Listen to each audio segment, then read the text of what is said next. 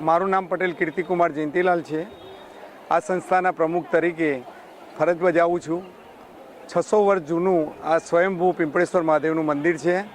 અત્યારે વિકાસ પામી રહ્યું છે। ઉત્તર ગુજરાતનું એક ભવ્ય સ્થાન બનવા જઈ રહ્યું છે। આજુબાજુના 40 ગામની જનતાને પરિવારની ભાવનાથી જોડી આ કામનું દરેક શિવજીના આશીર્વાદ દરેકને મળતા રહે છે। શ્રાવણ મહિનાના 4 સોમવારમાં દિવસે દિવસે પબ્લિકનો બહુ ઘસારો થતો જાય છે। અહીં ભોજનની સુવિધાઓ પણ રાખેલી છે અને દરેક ધર્મના લોકો માટે આ ભવ્ય સ્થાન બની જઈ રહ્યું છે। સંસ્થાના ટ્રસ્ટી તરીકે એક ખાસ વાત જણાવું કે દાતાઓના સહયોગથી આ મંદિરનું નિર્માણ થયેલું છે। દાતાઓએ અસંખ્ય કરોડોના દાન આમાં આપેલા છે અને એની સ્વતંત્ર સેવા હું બજાવી રહ્યો છું। આ મંદિરની વાત કરું તો ગાયકવાડ સરકાર વખતથી આ મંદિર ટ્રસ્ટે સુપ્રત લીધેલું હતું।